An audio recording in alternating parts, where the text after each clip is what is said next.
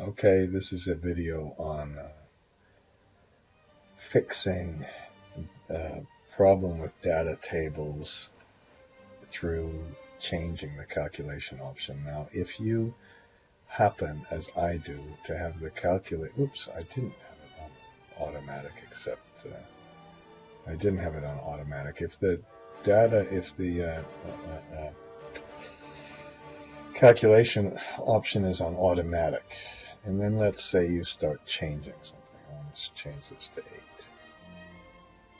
Oh no, look how long it's taking just to change that. Now I have a couple of other files open. I guess this one's pretty large, so maybe that's the one that's taking it so long. So it didn't even do it. It didn't even do it. So this is why you really finally it did it. Now if you clicked on automatic accept data tables, things move reasonably well. Okay, so this major criticism of data tables having the slowing things down is correct. And here's a big problem. If you would open this file and it had a couple of data tables, it might take forever to open. So you want to make sure that if you have data tables, they're set to this automatic accept data tables. Now what you can do is just create a little macro. Do we have a macro in this file already? Actually, we already have an auto open file in this file. You know, what I'm going to do is name this auto open 2 and make another auto open file. These auto open files, I have option base 1 here. Don't really worry about that right now, but let's make a sub auto open.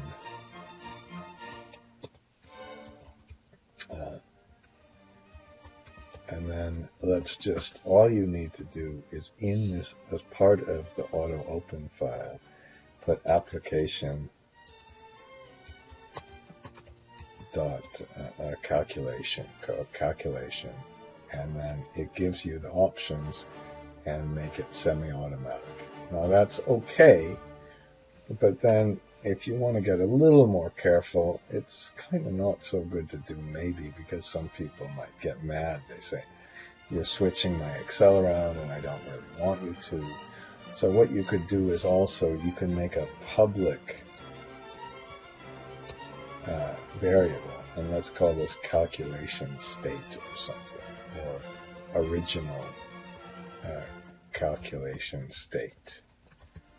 Okay, and what you can do here is, it's almost the same calculation, same form. I don't know why. I thought it would be different, but you just put calculation state equals that number. So it's just going to remember this. And then what you can do is, in the, I suppose if you really wanted to, you could put a message box changing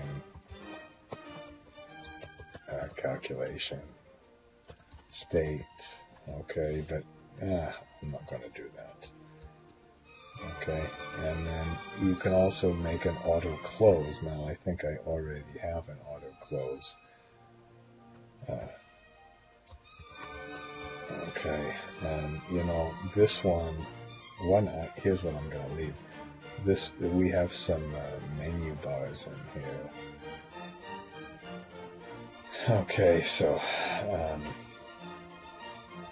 what you then do at the very end is you just reset this, and this is why it has to be public, because this variable has to be remembered by more than one different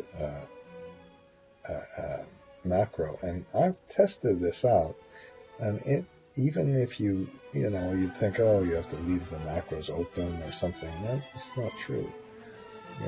It just somehow remembers it. So then you put copy this calculation state to, you can copy this to this one, okay, and put application equal CALC state. Okay, so let's try this. What I'm going to do is I'm going to save this first. Now when you save this,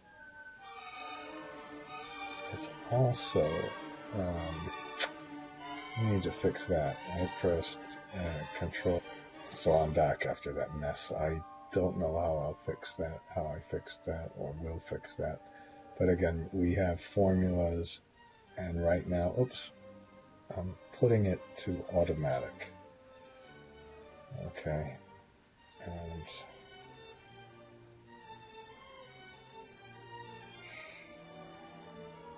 luckily it took a long time. Well, I suppose it was supposed to. Now let's close the file. This time I'm not saving it. I've already saved it. Don't save it. And then now let's reopen the file. Okay, and this time when we reopen it, it opens fast, and then it puts our formulas back to the calculation, except for data tables. And then I'm afraid to do this, but if you save it and close it, it will put it back to, well, let's do that. If I just close this, let's not save it. And now the formulas are to a manual. In just a minute, okay. And the reason I made the mistake, of course, on purpose to show you what not to do, is to demonstrate you have to be very careful typing these and keep the name the same as the public song, like that. Okay, and that's that.